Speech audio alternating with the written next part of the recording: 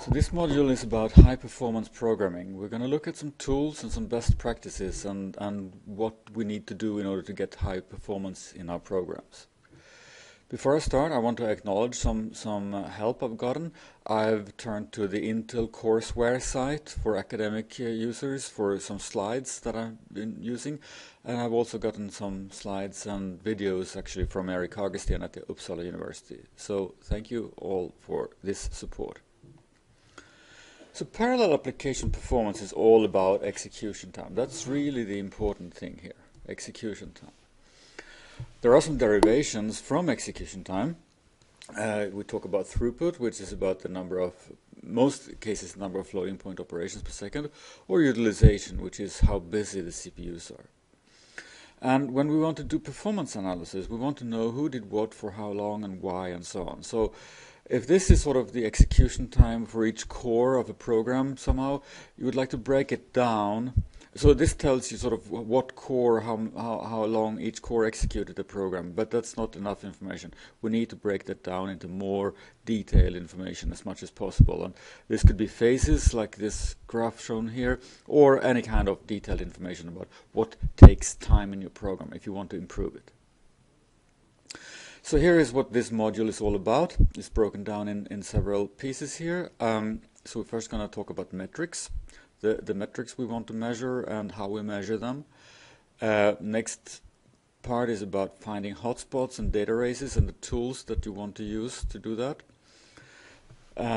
Next again is about performance issues, about load imbalance, granularity, which are related, and lock contention and how you can measure that. And finally, or not finally, but there is also a part about how to measure hardware interaction, in particular what goes on in the hardware, like cache misses and branch prediction misses and things like that. And we'll end up with a case study before a video from Uppsala about how to maximize locality. So execution time is the big thing here. We want to measure execution time. And there are a whole lot of tools to do that. On Linux, on command line interface, you can use the command time.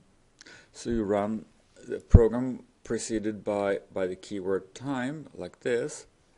And that will give you three numbers, typically.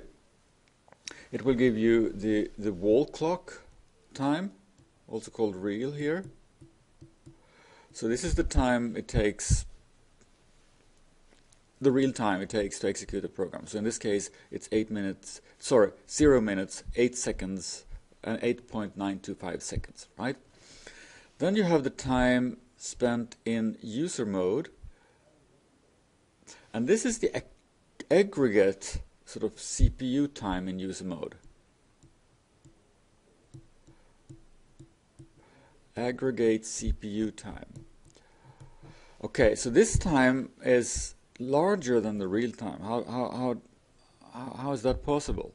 Well, this indicates that this program has more than one thread and executes on several processors together. So already here we have an indication about how efficient this program is.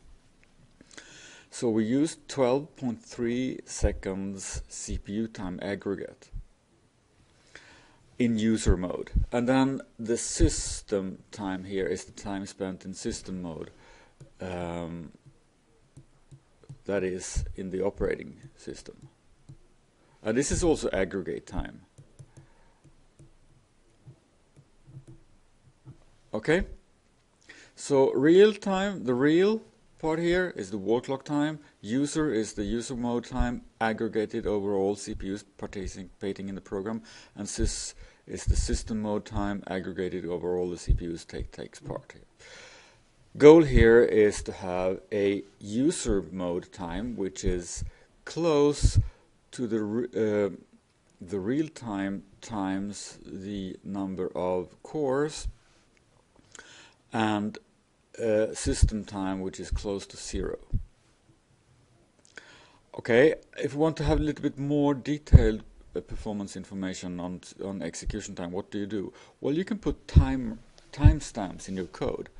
And one easy way to do it is to use some kind of system API. So if you're on a Linux again, you can use the getTimeOfDay system call, which will return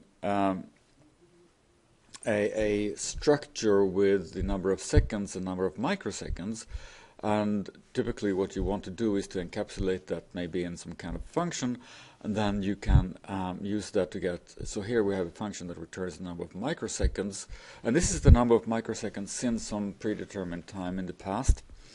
So you need to call this twice if you want to make a timing measurement. So we get the number of microseconds here for the starting time, take a timestamp, and then at the end here, and then we just take the difference to calculate the elapsed number of seconds. In programming model APIs like OpenMP, you have you have functions that can do this for you. So this OMP get W time, wall clock time, will return a timestamp in seconds in double precision. So which is a good way of sort of measuring time. This is a method I'd recommend. So here is how it would look then with the OMP get W time instead of the other call.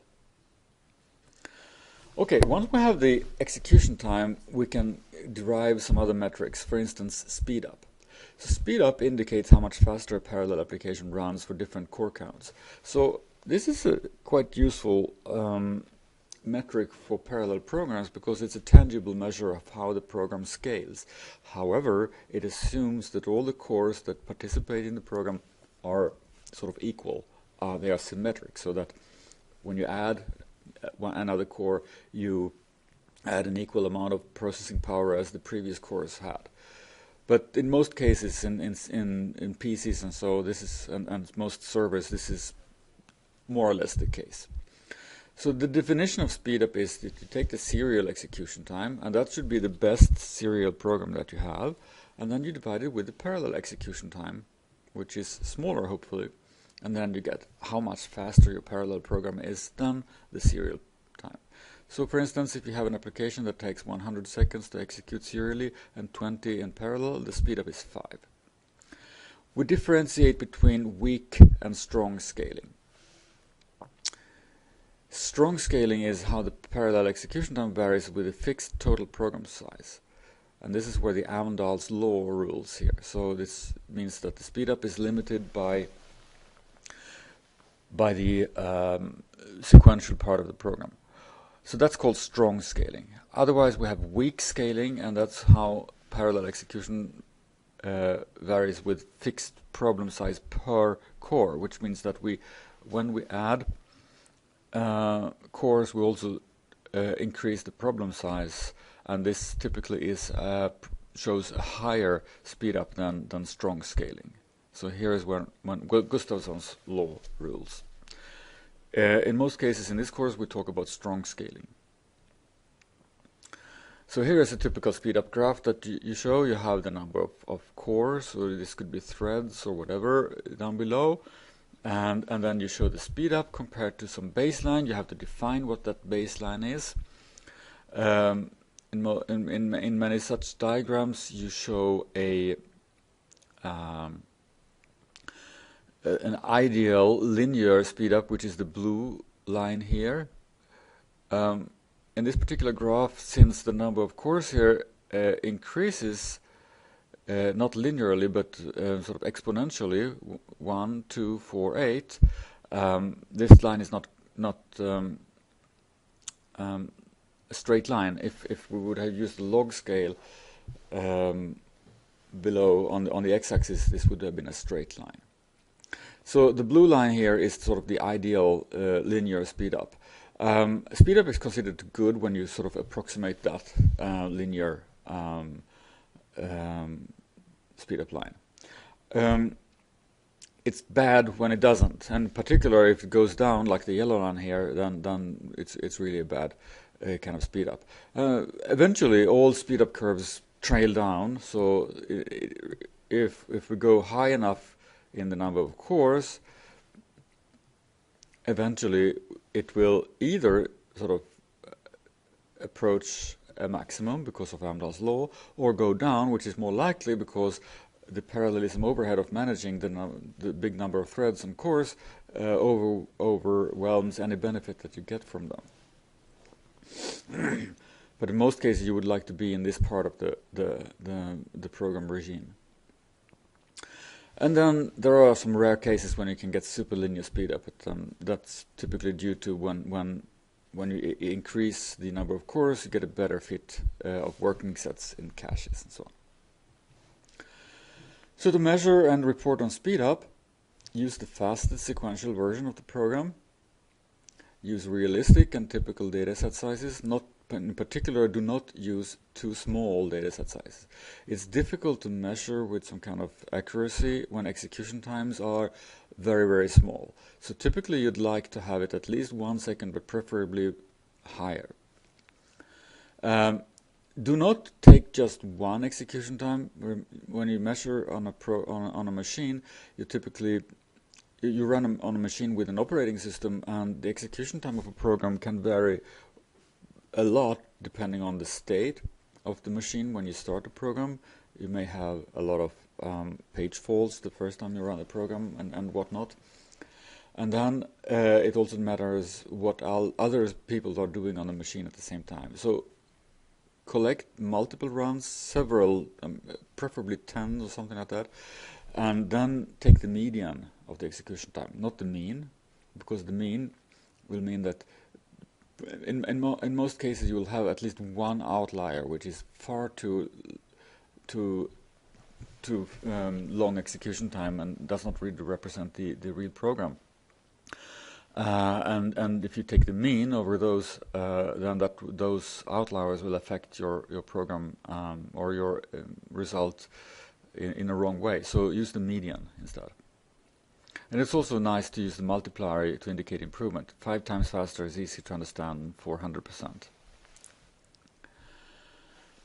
Okay, we have now execution time, we have speed up, and now we can talk about utilization. And utilization indicates how well the application utilizes the CPU resources. So system resources is a bit too much. It's more about CPU resources.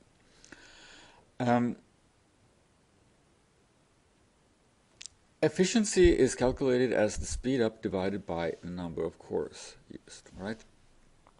So if we have a speed up of 10 while using 12 cores, we have a utilization of 83.33%, which means that on average, each core did not contribute to the solution during 16.7% of the execution time. And finally, throughput. That's the rate of completion of the program. So HPC researchers and users likes to use the throughput metric, and they use gigaflops, which is 1 billion floating point operations per second. Actually, more recently, petaflops has been started to be used, and the quest for exaflops is out. The #1 computer on the top500.org list, which lists the top 500 most powerful computers in the world. So the #1 here for 2 consecutive years is the Tianhe 2 machine from China, which scores 33.86 petaflops using more than 3 million compute cores. That's staggeringly a lot. To